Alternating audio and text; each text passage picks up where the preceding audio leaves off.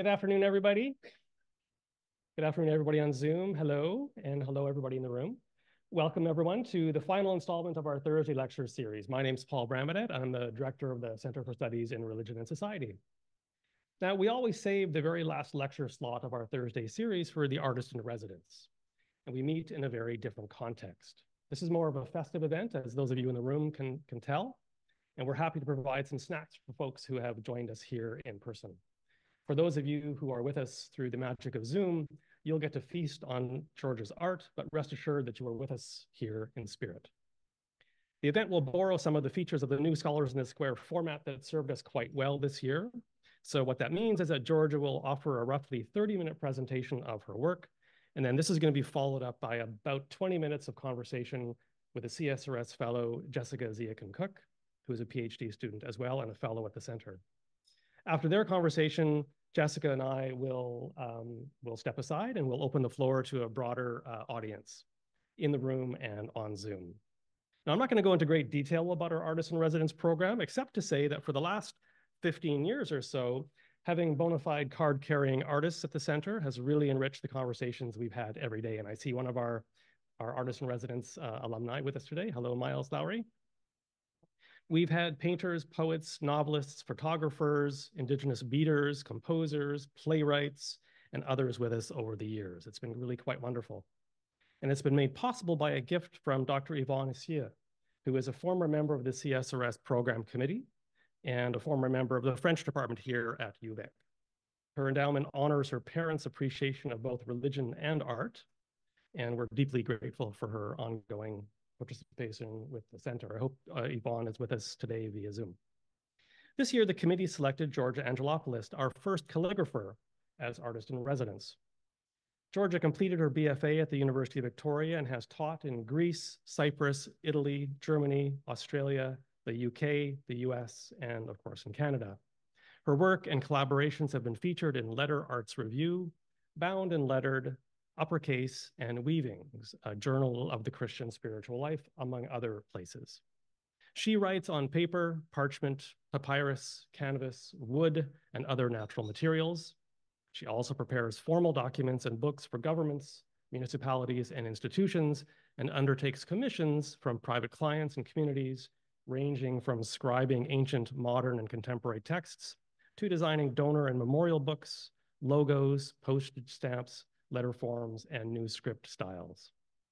Now, her work seems to harken back to an ancient time, and in many ways it does. But I think you'll find that her creative work is also deeply rooted in the here and the now.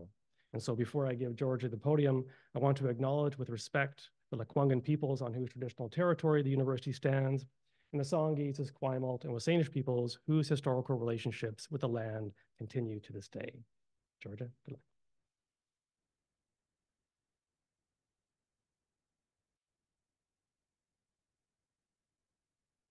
Thank you, Paul. Thank you to everybody who facilitated this event and made it happen. And thank you all for coming. Being artist in residence at the CSRS is a life experience which will resonate and act as a trail marker for all the work I do in the future.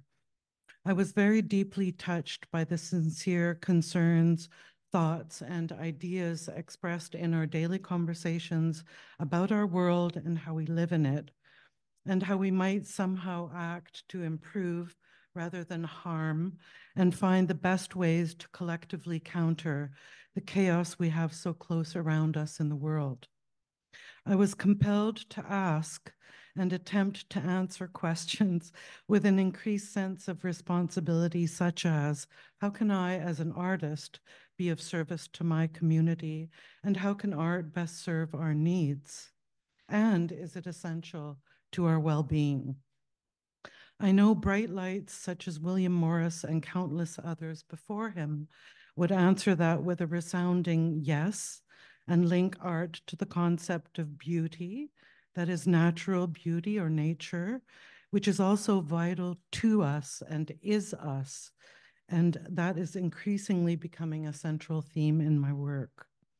My original topic for research was twofold: to study sacred ancient Greek early Christian and Byzantine writing practices, and also reflect on contemporary activities around writing, hoping to find lines of continuity to the present.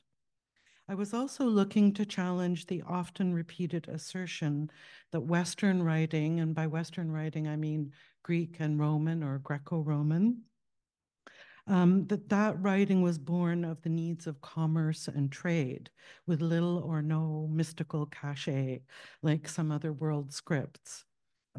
I characterized writing practices as technologies, leaning on the definition of the Greek word for art, which is techne, which gives us our word technology. And that definition includes craft, craftsmanship, art, artfulness, workmanship, trade, skill, and wherewithal. So it's a very broad concept of art, which I love. The impetus behind these topics is essentially connection, of connection to a culture I did not grow up in, but grew up with, and which significantly shaped my values and worldview. This heritage was explained to me as identity, as some kind of passport for existence. So I promised to learn about it and keep it alive. Connection is key because it generates a sense of belonging. And for me, that means straddling two very different worlds and finding meaning and commonalities in both. Writing is one of the ways we communicate and connect, so it seemed a good place to start to teach myself. Also, chasing the sacred seems to be an obsession, and it has taken me down some really interesting paths. Several works, I had not expected. Looking at so many themes meant doing a lot of research, which began to take the form of a book about the history and art of Greek writing. I had not expected to write a book this year, if at all, daunted by the enormous task and responsibility. But several series of works started to suggest themselves, exploring various surfaces used in antiquity and passages from my reading that resonated. You can see the seeds of all those series taking shape around the room when you get a chance to take a look at everything. The tools and the materials that I've set out prove a very deep connection to nature and the scribe. Each surface is a unique world of its own, made from the fibers of plants such as papyrus, linen, cotton, and apica. And I've also brought parchment with me, the skins of various animals such as sheep, cows, goats, that were resourcefully and responsibly used in the scribal tradition. And the tools, the reed pens, which were invented by the Greeks and which set the look for the letters we have today. The tools, the reed pens, the goose, and the wild turkey quills have an organic feel and warmth. Donald Jackson, who is the head scribe of the St. John's Bible, describes the quill as the closest tool to us. In other words, it's made of the same material as our nails. So when you hold a feather quill in your hand, it's like an extension of yourself. And it's the best tool in which the energy of that human who's writing gets onto the page. It's a very beautiful organic process. And then I've brought earth pigments with me, and you could say that it was all sacred, and the people who wrote on these materials and used these tools thought so too. I've been studying the ancient palette, which is called the tetrachrome palette. It's 4 colors: white, black, yellow, ochre, and red earth. And I found that those 4 essential colors are replete with symbolism and still used around the world in the same way. Looking back to ancient peoples and how they communicated only confirmed to me that we're doing nothing radically different and that our impulses are common. There's some differences, to be sure. More of us than ever are writing. We have more technologies, and we're having to adapt to rapid change more so than in any other time. I had the good fortune of being taught to write by teachers with real missionary zeal, Even back then, as now, handwriting was not the only writing technology. I remember talk of the character of the individual being expressed in writing, the importance of the direct human touch, of recognizing the individual hand of a person, and it all implied a more intimate connection than typing on a typewriter, which I also enjoy, but in a totally different way. Not to mention that writing by hand as opposed to typing or tapping activates the brain in different ways. We tend to retain more when we write. We've long juggled several types of communication technologies, and it could be argued that abandoning conventional writing altogether might be a measure of cultural poverty, lack of foresight, or blind belief in the supremacy of the digital world. Writing technologies should be as diverse as possible and safeguarded to my mind. Why is writing vital, and how do we think on it as art? I hope this presentation, this short one, addresses some of these notions and goes a small way towards the re-enchantment of this precious cultural inheritance. Because calligraphy is a bit of a niche subject and always has been, I'd like to briefly illustrate how it is woven into the everyday. I'm coming back to those little ancient people in a while. Technically, oh, what happened? Go back.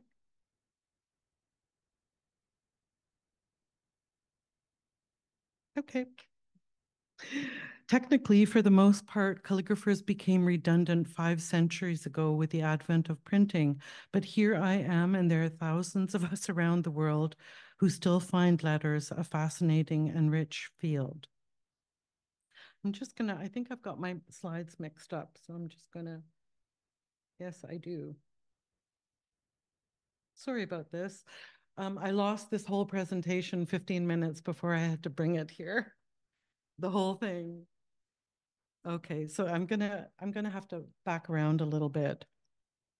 So the images I have up here are 2,500 years apart, and one of them represents a scribe sitting from a Greek pot, and he is working on what looks like a laptop very similar to the one Steve Jobs is holding.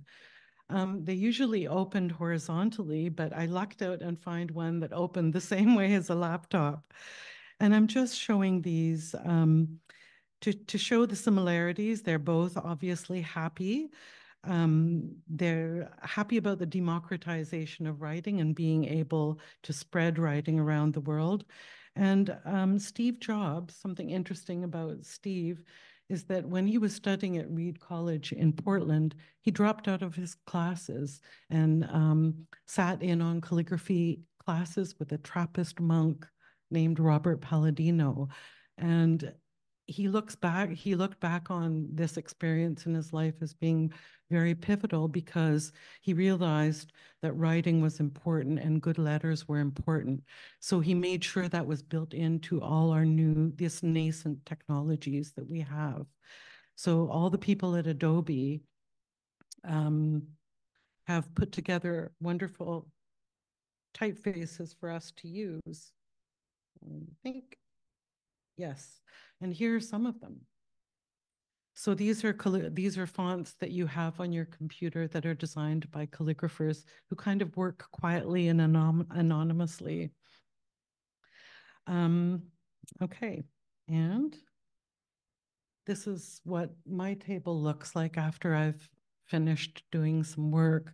And these are they're not fonts, they're different hands, we call them, which just generated in which I feel and respond to the words I have to write. Okay, I'm all mixed up. The other reason I'm here is because of these people, and that is William Morris in the arts and crafts movement and Edward Johnston, who is considered the father of modern calligraphy. And most people don't know this, but William Morris illuminated and about over 100 manuscript pages in collaboration with other artists like Edward Burne-Jones and calligraphy specialists. And these 3 pieces are his, with the hands of many other artists in them. And you may recognize the very iconic London Underground typeface that was designed by Edward Johnston. The thing is that a lot of the teachers from the arts and crafts tradition crossed the pond. So we were very fortunate to have them as teachers growing up. So we absorbed all of this, the revival of calligraphy and the revival of the italic hand.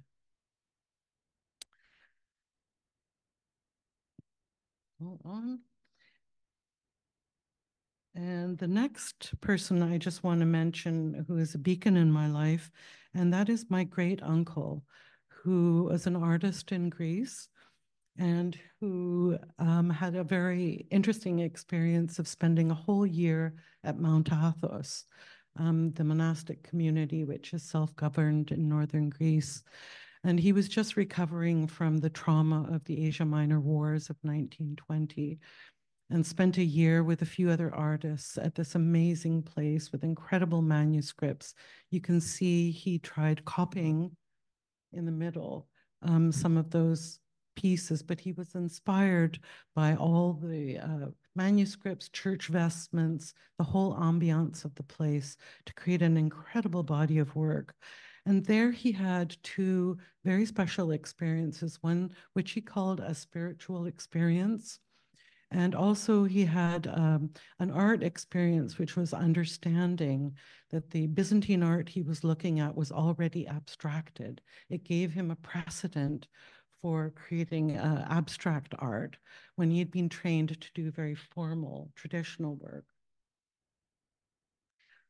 So he is a beacon. The other thing he championed was the study of the tetrachrome palette. So I very much walk in his footsteps and try and do what he did. And I'm always wondering what it is he experienced there, but they won't allow me to Mount Athos because they don't allow women there. I've got everything mixed up. Can you bear with me for just a moment? Sorry. Okay. Go back here. Ah, nightmare.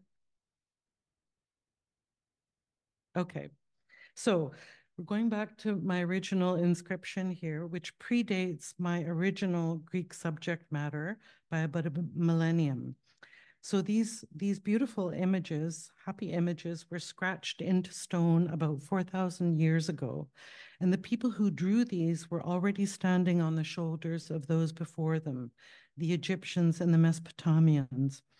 Through travel, trade, and the magical process of abstractions, pictures of things were given new meanings and use.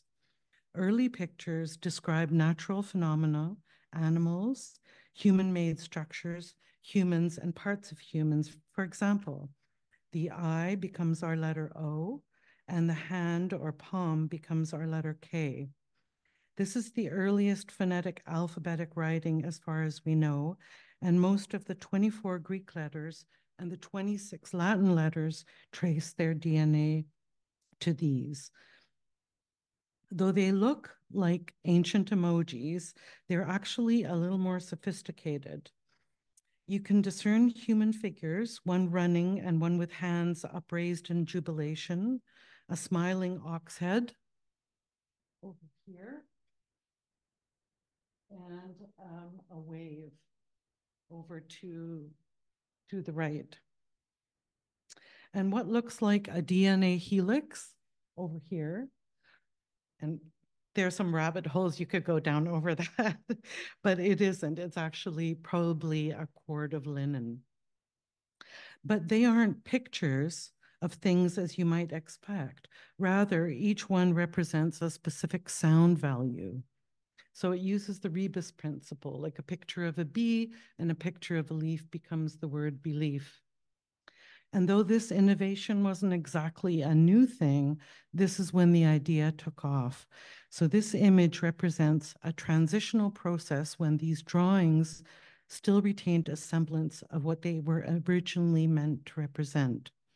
You could argue, and the Greeks did, that writing is only a semblance of speech, a pale version of the more important sounds we make.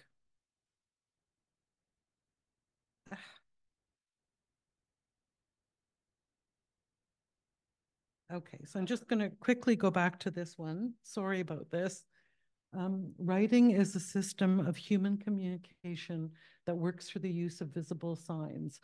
I thought I'd calligraph these, but they are a little small, so bear with me. The beginnings of writing are inseparably connected to those of art and must never be treated as separate entities. And the little sketch here shows you how that happens. You start with a picture of thing, it gets inverted, and then it gets abstracted. So that's how the process works. And that's why it's linked to art.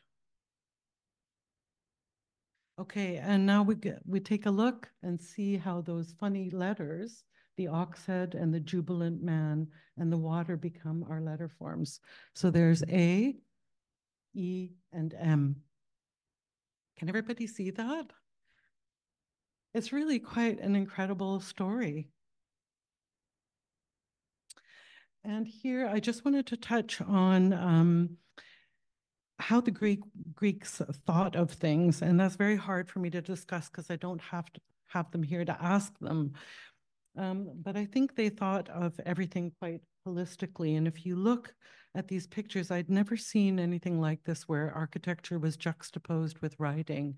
But you really do see the same sort of spirit in all the arts.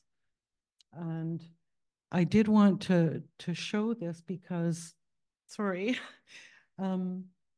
if you look at the very top, you see the Greek letters are completely minimalist. There's nothing extraneous about those letters. There's nothing on them that's not necessary. And the sans serif we use today, the sans serif letters, they go back directly to that because designers were looking at these ancient letters, how beautiful and simple. So they were using them to express their own sense of minimalism. So we've cycled back thousands of years. Something that looks very modern is actually very ancient. Oh, sorry. And I just also wanted to point out that when all these ancient artifacts come to light, artists are inevitably inspired by them. And these, I've juxtaposed two ancient Cycladic idols with Picasso and a Modigliani to show you how inspired artists were by these things. Ah, okay, we talked about him. Sorry. Okay. Now, my curiosity about the marks we make and what those first marks might be led me to the scholarship of Genevieve von Petzinger, who's a paleoarchaeologist here at UVic. And she has been cataloging Ice Age marks, the very first marks that were made by people who had no other shoulders to stand on. And they're sort of from 10,000 to 40,000 to 10,000 BC. She's looked at about 170 different sites across Europe and come up with this database of 32 signs that are, they're very concerted. They're very deliberate signs that mean something, but we don't know what they mean. But what is beautiful about them is that we recognize some of them, especially the hashtag. And she does ask a really important question, and that is there a common source for our writing? Is there a common origin for our writing? Oh, I gotta get this straight. And it would seem so. If you look at the distribution of these marks clear across the world, it's very inspiring, and it created a lovely feeling of family kinship for me when I discovered this.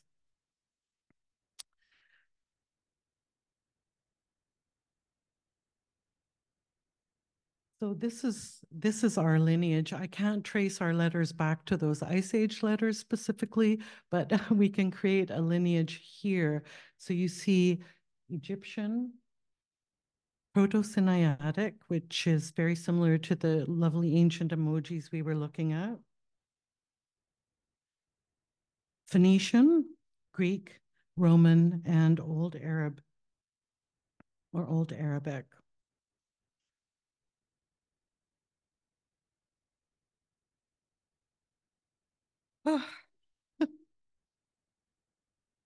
Okay, so this is Phoenician writing on the left, and this is very early Greek writing on the right. And on the right is a reconstruction of the first lines of the Iliad. And you can see how similar these letters look because it's a nascent technology. It's copying what it sees. It hasn't developed. And it looks very natural and kind of twiggy. And there's thousands, thousands and thousands of different types of letter forms and regional variants. It gets very complicated. But what's important for us and our language is that one of those regional variants was transmitted to Italy. And that's how we got Etruscan, and then we get our Latin letters.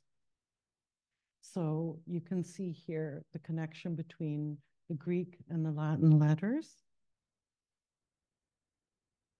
And over time, they don't look as twiggy and leggy. They get square. I found this years ago, this quote in an old UBC alumni magazine by Wade Davis, and I just included it because I liked it, but I'm running low on time, so I'm going to let this one go. And we're just going to take a quick look at some inscriptions and some art. And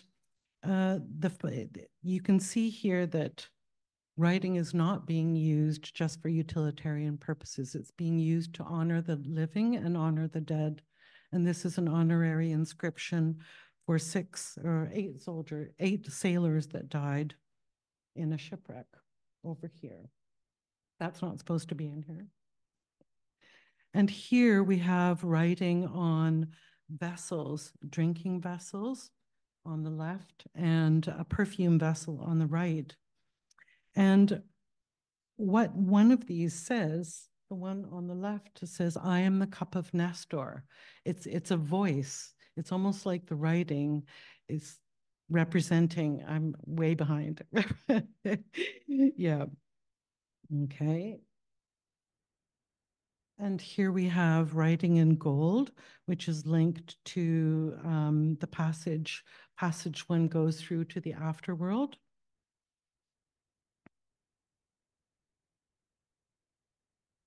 And essential forms. So sooner or later, the Greeks realized that geometry was hugely important. They had learned from the Egyptians and the Mesopotamians all about geometry, and their letter forms start assuming geometric forms, which were all very sacred to them.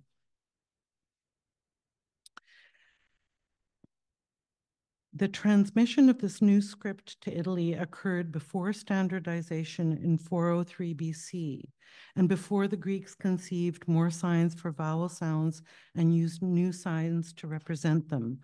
Most global writing systems have a divine origin story that speaks to the value and esteem in which they were held.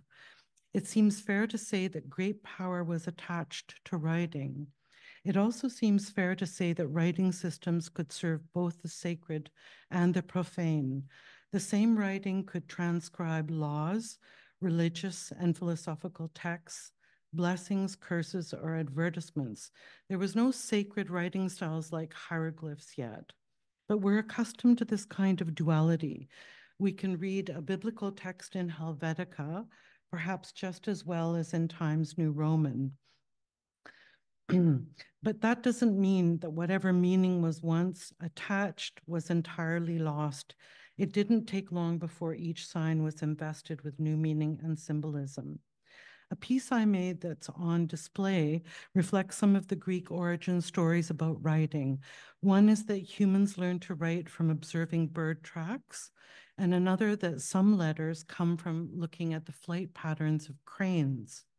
The facts are a little more complicated, but there's a little truth in it, and Genevieve's 32 geometric marks remind us of this. It's also poetic, and it links our marks to nature. The Greeks related their 7 vowels to the 7 heavenly bodies and the 7 strings of Apollo's lyre, which brought harmony to existence. 7 was a significant number in Pythagorean and much other mystical thought. I'm going to have to cut this short.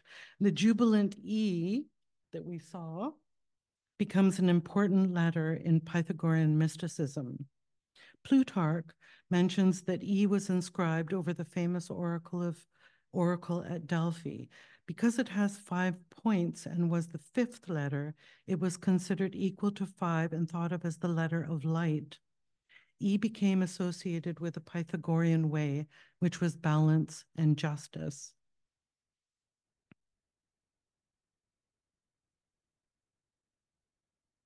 Okay. Now, geometry and its impact on the arts. I'm going to confess today that I have dyscalculia, which means I have a lot of trouble doing math. I even had to petition to get into this university. So I'm probably not the best person to speak to about proportions and geometry and all of this. But I think as a human being, you have an innate feeling for proportion because it's everywhere around us in nature and in our bodies. And I think as humans, we also flourish when we have templates to work with. You know, we kind of need frameworks. And those frameworks were also, you know, loaded with symbolism. And you can see here the Egyptian, Mesopotamian, and Greek way of organizing space. There are definitely some philosophical ideas going on here about creating order out of chaos and creating divine harmonies by getting proportions just right. And here again, I'm going to rely on human instinct and intuition. You have these golden proportions, and on the right is a little viewfinder. You can actually buy these now and look at the world through them and get just the right proportions for drawing something you want. But I would say that most artists wouldn't use that. If you just look at your own hand, you see these proportions in nature, in everything, in our bodies, in the way plants grow. And I think this picture on the right here of a child holding a leaf up to its hand and noticing the similarities, it speaks to me because of early childhood memories, which are very poignant, and they're all from nature.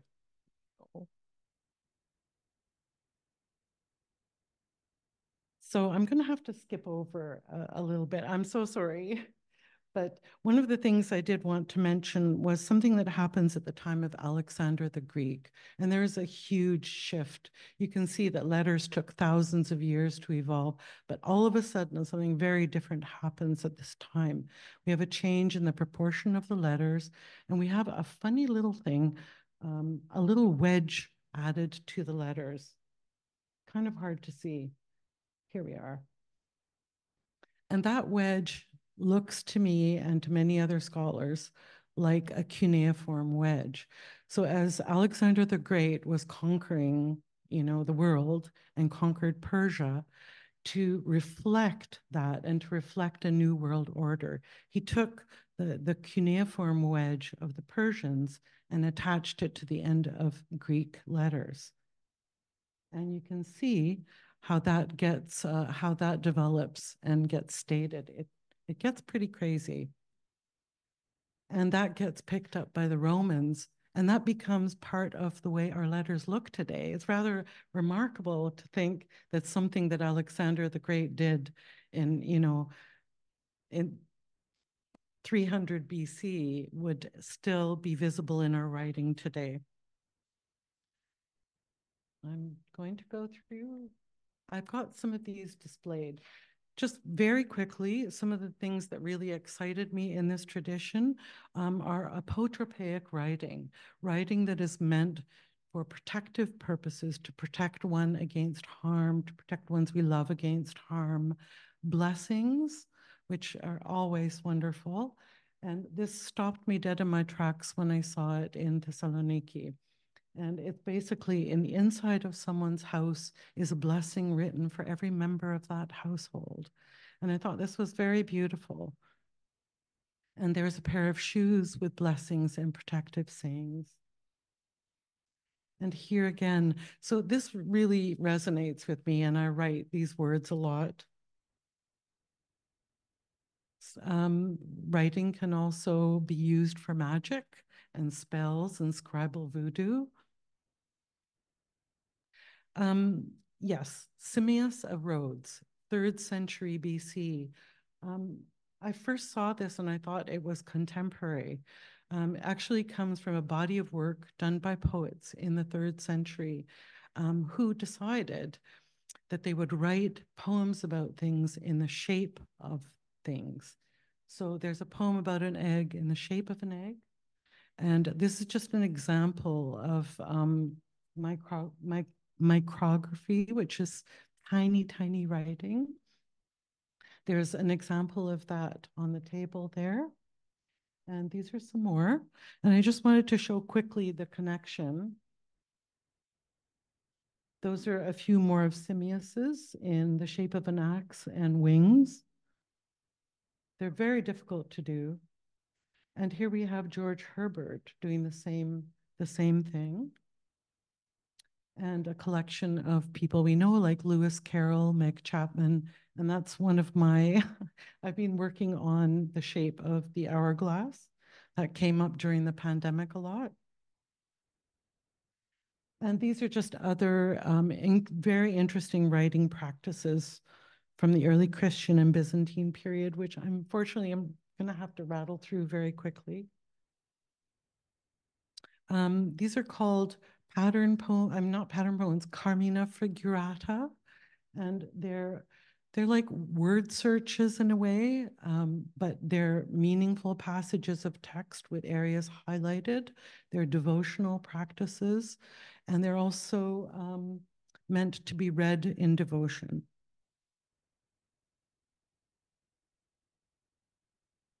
And here's some sort of modern parallels.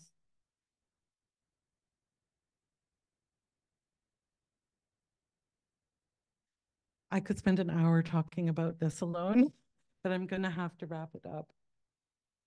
So, text and art. The charter hands, this is another area. This is where I think we find the most meditative type of calligraphy. And I'll just briefly call this out because there's a theory about this type of writing that you can see. It's very, very hard to read. The thought, it's called kerea, which is lightning. And the idea is that the word comes from God, and it's complicated and complex, and it can only be interpreted by the emperor, the person in power. And then that person in power makes it sensible to the people he represents. So the rest of the text is legible. But what has come down from God is illegible. It's very hard to read. And there's all sorts of thoughts about this. It hasn't, this type of writing hasn't been studied, but it's absolutely huge in Ukraine and Russia right now because all of this migrated with Christian missionaries, all these traditions. And there's some of the charter hands from the Roman tradition.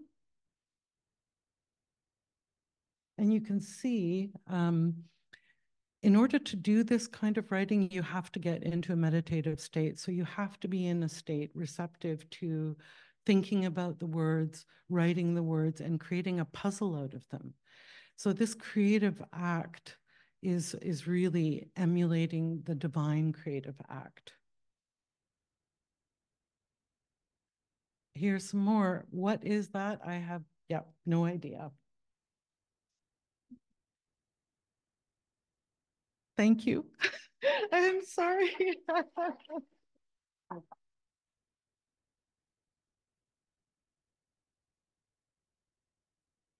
Oh.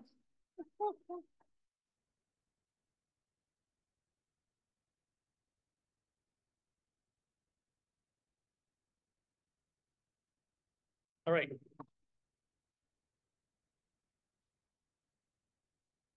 We're just going to switch gears now. And I'm really just here to be the host, but I'm happy to have you two have the main conversation. Well, thanks, Georgia, for that incredible romp through ancient history. It's just phenomenal. I've been thinking a lot about abstraction and what gets lost, and if we need to know what was the original source, the original source in nature for something abstract, or what, what it becomes. But what I really would love to hear is you showed us images that were mosaics and stone carving and typography. Can you tell us about what is distinct about calligraphy from typography and stone carving? As a practicing artist, what do you get out of it? Okay, yes. Oh, okay. There are often distinctions made in the world of lettering between calligraphy and lettering. Calligraphy seems to be more of a quick gesture with the pen. You're writing quickly. Lettering tends to be designed carefully, painted carefully, and that would be the kind of work you do to create an inscription. But calligraphy would be the sort of writing you do in a document or the bulk of a book, which is where we come from. We come from a book tradition. So we just don't write them much anymore. And so if calligraphy is that handwritten, how do you what's it like for you? What's the difference between you writing a grocery list and you sitting down to write out an official document? Do you have practices that you prepare for that? How is it different? I make a point of writing for about half an hour to an hour every day, usually very early in the day, and always from books that I'm reading, texts that I'm absorbed with, texts I want to investigate a little bit further. And I find writing out the quotes and stuff like that very helpful to get centered and to get cued into the rhythms of my body and my heartbeat, because that's very important when you're working. If you want to create that ease and that flow on the paper, you have to cue into to your body, how it feels, how you're breathing, how your heart's beating. And every script has a different rhythm that your body sort of gets used to. It's hard to explain. Ah. And I do some pretty cool grocery lists. And most people can't, my husband can't read them. But I wonder if I could interrupt here and ask, do you feel then like you're copying in that exercise, or are you being inspired by a style, or I would say font, but I know that's not the cool word. Yeah, no, it's hand. I experience my work very intuitively when I'm writing. For example, there's a piece by Kathleen Rain talking about spring and regeneration. And I just spent the day looking at grasses and leaves and watching the wind move through everything to get a feeling of what she was feeling, what she was evoking. So I spent a lot of time trying to get into the text physically and intellectually, and then respond. And I'll often create a hand specifically for that piece that reflects the energy of the text. So that's really interesting, because one of the things in our discussion and chatting has been that calligraphy is a discipline in which anonymity is valued, that you're submitting to a tradition. You just showed us these deep traditions that calligraphers submit to be shaped, right? And can you speak to what it's like? I mean, that's just a very different mode of art than we have in our current day that's about self-expression. Yes, I think in the Johnston tradition, Johnston was a very deeply spiritual, esoteric man who felt very deeply about his relationship to community and serving community. So I think a calligrapher tracks births, marriages, deaths, every special event. So we're kind of there for people's lives and to give more life, I think, by honoring people. Yeah. And yeah. But I'm not sure that that's addressing the question. And I think Jessica's wondering about the tension between the sort of contemporary drive to be known. Like that's a painting. Oh yeah. Whereas you want to be behind. That's right. I do. I love the anonymity, but I learned very quickly that I should probably sign my work because I found it, in someone else. You just, stuff circulates. Yes, but I like the sense of contributing without being acknowledged or a lot of fuss made about what I do. It's just the way I've been trained, to think about things. And so then from that, would you have something to say to us about how to look at art that might be different from, what was this person's relationship with their mother and how it comes through their painting, Yeah, well, I think again, Johnston is the beacon there because, he would urge you to choose texts that are deep, meaningful texts, so things you can really bite into. And yeah, because I hear you saying that there's a huge amount of yourself put into this work. Yeah, I think so.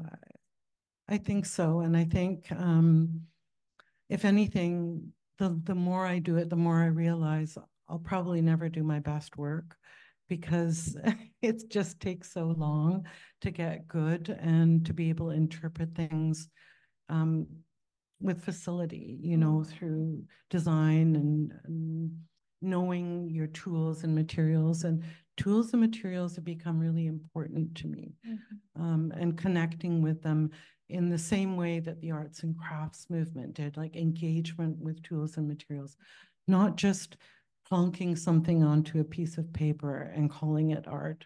I'm not saying that in a denigrating way, but there's a lot of consideration. If you look at the parchment, you'll see every piece is different and you have to respond to that, which creates a very deep engagement.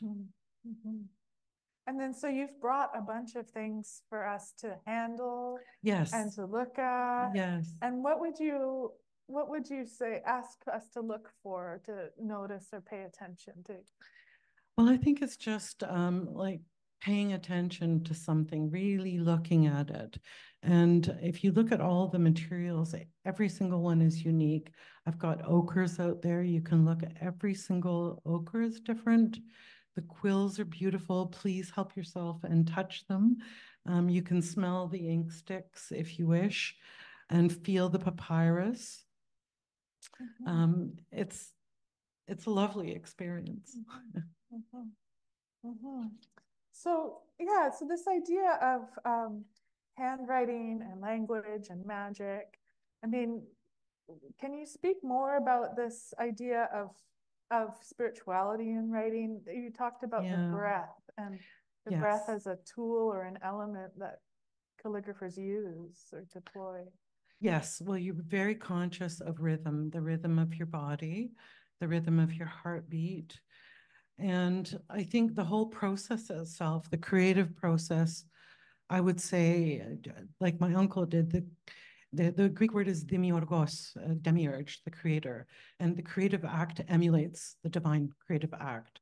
There's something about creating and designing and using, these proportions, all of this, that is very special. And would you tell us, there you shared a couple specific moments where your breath comes in. Okay. In order to make gold adhere to whatever surface you want, you have to use some kind of glue. And I was teaching a class in Byzantine letter forms and gilding. And I was blowing through a bamboo tube to activate the glue so I could get the gold down. And I was huffing away And one of my students stopped me and she said, "That's called the breath of God." And I just stopped for a moment because I was just waiting for this glue to get tacky so I could put the gold on. And I hadn't ritualized the process at all. But these processes were ritualized. All the letter forms conformed, for example, to a group of three, the Trinity, which represented the Trinity. All of these, yeah, it's replete with this sort of tradition. Yeah. Ritualized traditions, which I'm increasingly getting to know and love. But there's always that duality. You're always designing practically as well as trying to express something beyond the practical. And so how is your practice changed? Are you using more different materials? Yes, definitely. I'm working up the courage to work with the parchment. It's quite involved. You have to prepare each piece separately, individually. And the papyrus has just been a revelation. I've loved working on it. And I think just my whole process and slowing down and appreciating things and trying to enjoy them and find that quiet peace that I need so much. It's very fulfilling. So your presentation was really about these deep roots to our language, and you've talked about that you're trying to recover a broken tradition.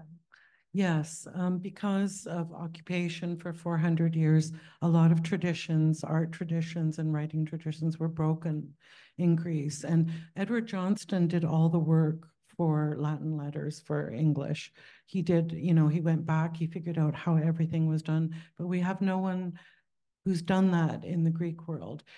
Johnston did have a Greek student, but instead of going back to Greece, like his other students went back to Germany and brought all this information, she stayed in the UK and got married. So we've never had the benefit of having something to look, a book to open, to see. We've got books on paleography, but it's not the same. They don't tell you the nitty-gritty of how to cut a reed pen, how to hold it, how to prepare surfaces and all this.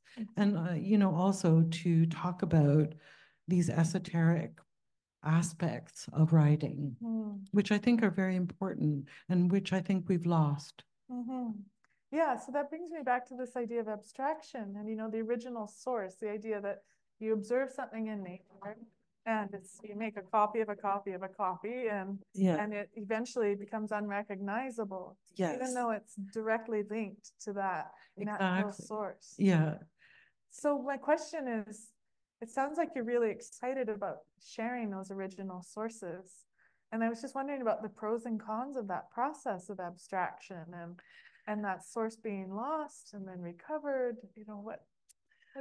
I've always been a little timid about stepping into the abstract world because the emphasis in my tradition was on legibility, on creating legible works that people can read, because you're doing documents, you're not expressing how you feel about your mother-in-law or whatever.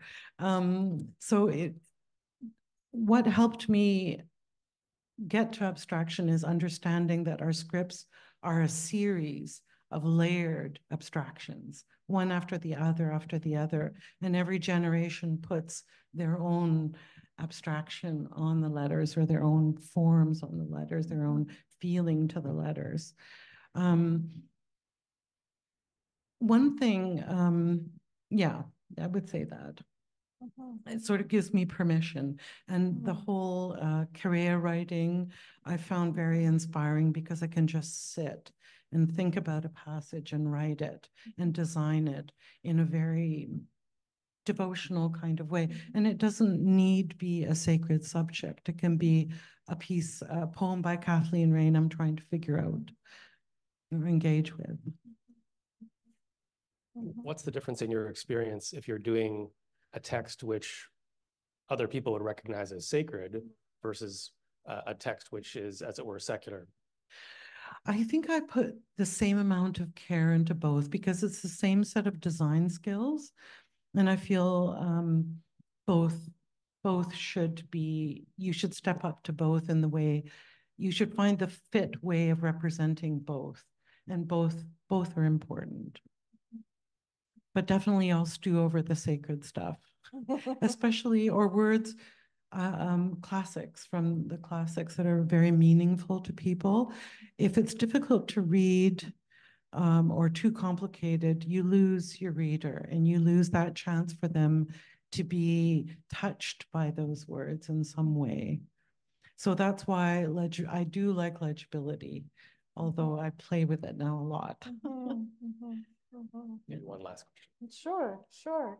Well, on that topic of legibility, I mean, that's just so interesting because you've got these scripts that, you know, they're in the sense of abstraction, they're a distillation, so they are more legible.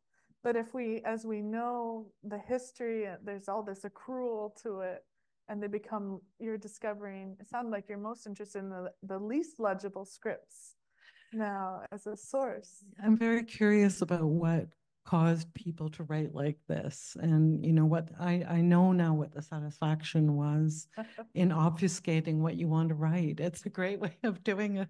Yeah, it's actually a lot of fun to do. Yeah, that's But actually, could you just muse for a moment more about this obfuscation question? yes. Like why not just, why wouldn't everyone just opt for a sans serif life? Sorry? Why the sans serif life, the sort of the anti-calligraphy almost, right? The sort of linear, clear, modern, straightforward approach. There's something appealing about that, and yet you're actually preferring obfuscation. I love both. Yeah. I love the obfuscation because there's some mystery about it, and I don't have to worry about how it's going to be viewed by others. I can just do it, and if I like it, and if it might be visually appealing, I'll let it be just at that. And it can just be a thought. There are a few pieces around the room, the Homer's piece, where the writing's embedded. You can hardly read it. You have to pick it out. And that's okay because, for example, in a lot of Chinese calligraphy, there'll be a very famous verse written. It's not necessarily legible. It's assumed that the literati, somebody knows what this is, and that's just a sign for that thought. Oh. So, right, yeah. Great, thank you. Okay, thanks very much, Jessica. So we have time for about 20 minutes of conversation or so. So you can stay there if you want. Who would like to ask the first question? Scott's got a mic. Yeah, sure.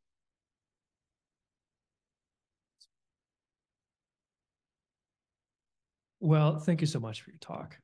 I've also got a question about abstraction a little bit. Maybe it's actually a bit of an abstract question, but I was talking earlier actually about how my mom growing up in the 50s and 60s, they wrote notes to each other a lot, right? And the house, her parents wrote notes to her. She would write notes to her parents, to her cousins, etc., and got to recognize everybody's hand, you know? Mm-hmm. And now going through old documents, it could be a really emotional experience for her to come across her mother's hand. Yes. It almost evokes her presence, you know, in that moment. And so I was reflecting on how that's probably lost, you know, maybe my kids will look at my old emails or something, you know. No. It's not quite the same, you know. And I guess my question is as the marks we're making are becoming more and more abstracted, you know, away from our own experience, well, let me phrase like this. Would the grocery list for your uncle be as precious and valuable to you as his more illuminated writings? Probably, because it's a trace of that human being. And if that human being was precious to me, even a grocery list would be. It's just a sort of a tangible, you know, it's a tangible, intangible, somebody who's gone. Yeah, I just discovered a whole series of letters of a relative I didn't know I had. And it's very, we don't know much about our heritage and we can't trace back very far, but I found these letters that are just so incredibly beautiful and so touching, but I don't know who this human is. And I've often thought, you know, special emails that go back and forth, printing them out just isn't the same, you know. Catherine Young, right behind you.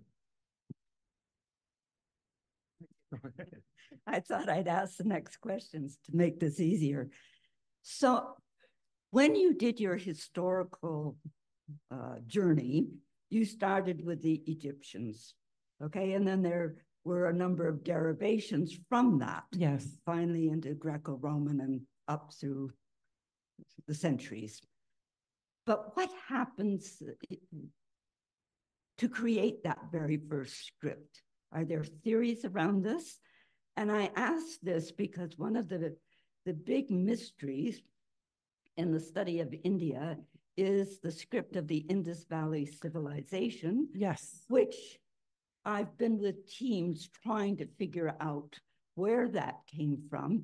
And the final, well, I don't know what's happened the last 10 years or so, but people were moving to the point of saying it is not a script. It's not a question of just finding the Rosetta Stone that will help us unlock the script, but it's just markings that were used for commercial recording and transactions.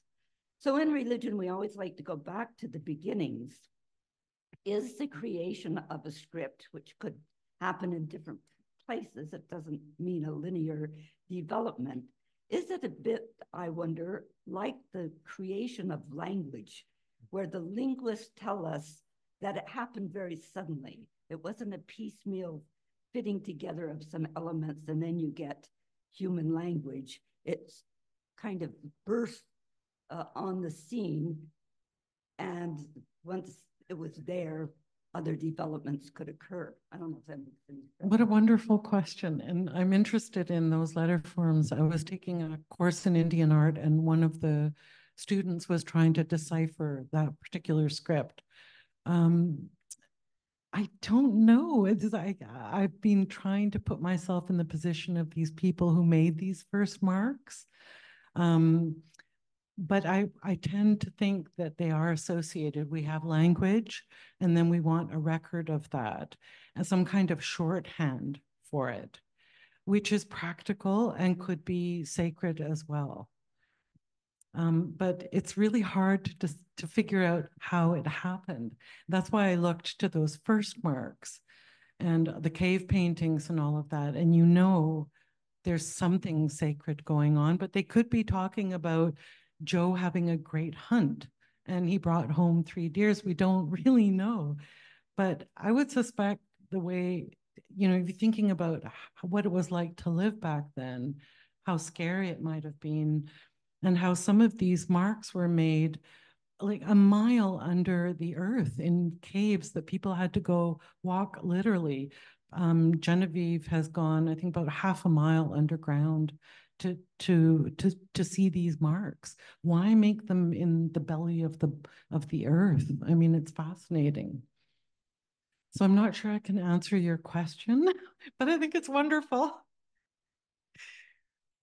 Are there calligraphic traditions within every language group? In other words, would there be calligraphic Sanskrit, calligraphic? I mean, in other words, yeah, I would say so. I think almost every writing tradition has, if it has a religion attached to it, there's something, there's some kind of sacred writing, but not every tradition.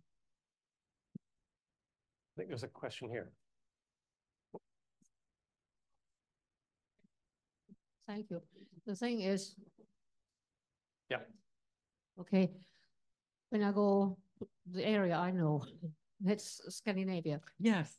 The runes were sacred in the very beginning. Most probably the tradition came from the Mediterranean, but it became a sacred tool.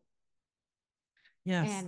And one can deduct it from some of the writings that have been preserved, and also the way how risting runes later on became a sign of magic. Yeah. And people were burned in the 17th century for risting runes in the ground, and they were interpreted as hexing your neighbor's sheep, things like that. So there was always something mythical and something totally different with writing, with the runes at least. With the runes, and I think the runes, a lot of the Etruscan, there's Etruscan forms, there's ancient Greek forms, there's some Phoenician forms. And if you look at manuscripts like the Lindisfarne Gospels and the Book of Kells, you'll see runes in there, you'll see Greek letters, and that's because they were consciously using images that were known to establish an identity for themselves so they didn't look so newfangled. But there was always a pagan association that I think unnerved the Christian world. And that existed in Greece as well. There was always a balance between the pagan world and the Christian world. And sometimes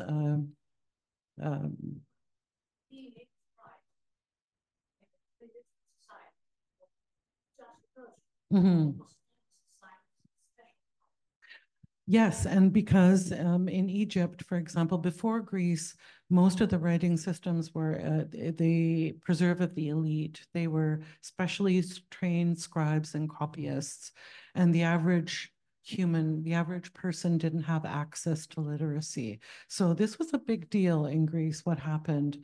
And I think this was facilitated because it's such an easy system of 24 symbols or 26 symbols. It's a good shorthand.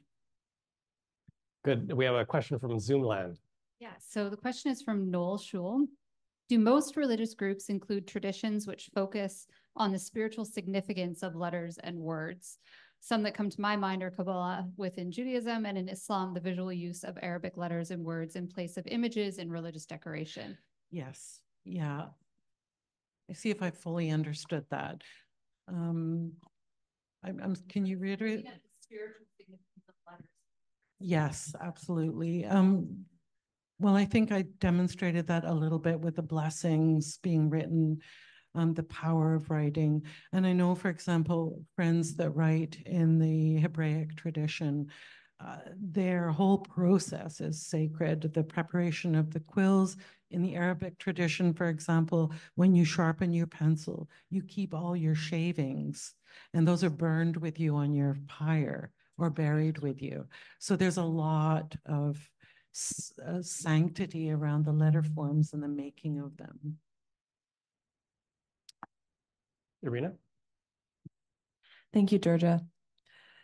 I'm curious about the boundary between regular writing, or what we would know as regular writing, and calligraphy. So my question for you is, when was the first time you remember practicing calligraphy and feeling a sense of the sacred or a real attunement with your body? Oh, that's really easy to answer. I drove my mother crazy because my teacher would tell me, look to nature. I think I might have missed that because my whole presentation was out of sync. But I used to drag my writing table out into the garden and just watch the wind blow through things and write. And that was the first time I felt some sort of kinship with everything around me, because the rhythms, they weren't in sync, but I was just part of it. You know, I was about 12. And may I ask, what were you writing? I was actually copying stuff I couldn't read from the humanists written in Latin. But so it was just looking at the forms and trying to copy the forms. And I was taught the italic hand after school because it was illegal. Illegal? Yes. There was the group of calligraphers here, the Fairbanks Society, petitioned the school board to start teaching the italic hand, which is absolutely beautiful, the hand of the humanists. But it was also championed by Lord and Lady Cholmondeley and a few other people considered elite. So when the province looked at all of this, they said no to the italic, I think because of the associations with Britain and with the elite, and they chose something different. And my teacher was told that if you teach this, You can't teach this in school. We're teaching a different hand.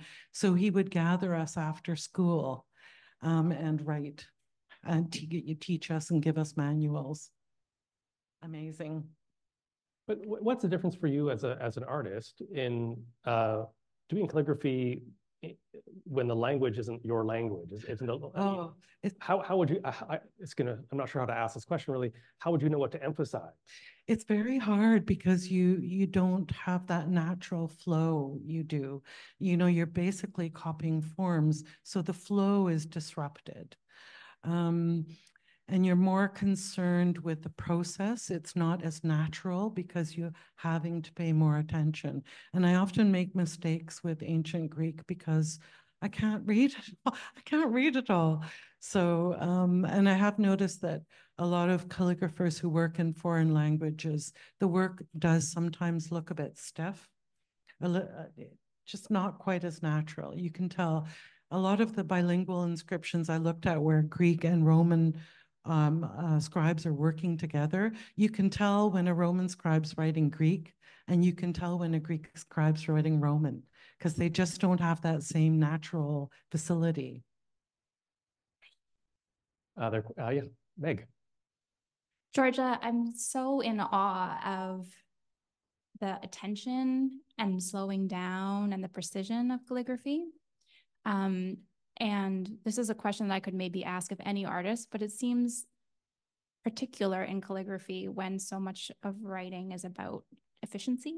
Mm-hmm. And so I'm curious what it's like to be a calligrapher in a very distracted, fragmented attention type world, how it is that you focus, and if your practice has changed as it's become easier and easier to record things digitally as we walk around with phones in our pockets.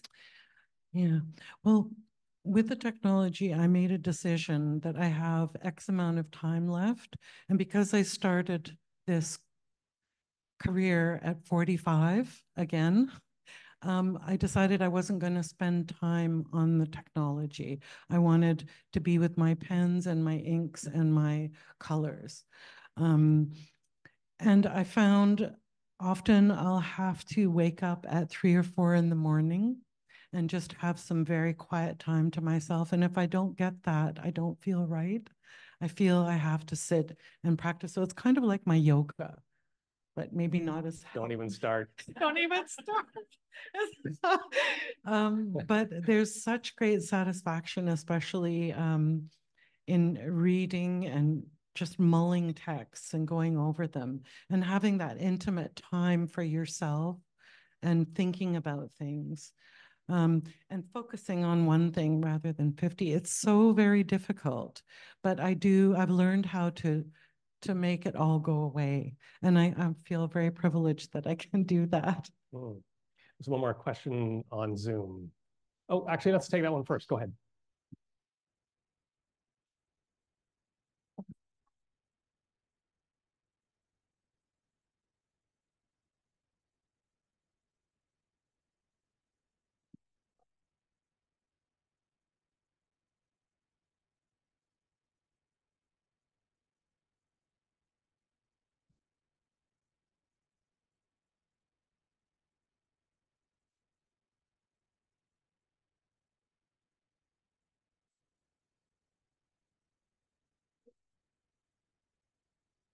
Yes, I think so.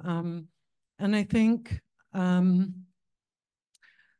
just pondering how the power that was invested in writing and the great power and depth of the tools and materials has changed the way I see my practice. And I'm letting room, I'm giving room. I'm not controlling things like I used to. I've got more confidence now to know that if I work at it long enough, inspiration will come. And I do feel sometimes something's operating when I'm designing. And if I let things happen, special things happen. I had a slide I wanted to show of a piece I was designing, and it turned out into the shape of a dragonfly. I had no idea I was making it. And it's there on the paper, and I had no hand in it at all. And I don't want to kind of get, but I do believe that. I believe you open yourself up to connecting with a different source. And I'm feeling that more and more, especially after going through studying all of this. It's really, really changed the way I look at things. Rachel?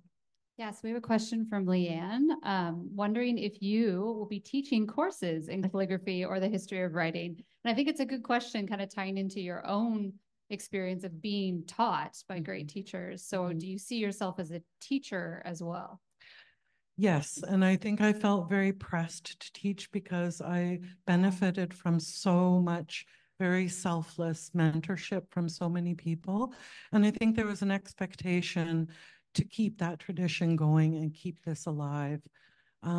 So even though I'm very shy and I didn't want to teach, I pulled myself together to do that, feeling a responsibility towards maintaining this tradition. I'm not so much worried about the Western tradition because it's been documented. We have great teachers and great type designers. I'm a little more worried about the Greek tradition and their concern also that they may lose their script. They may go to Latin letters,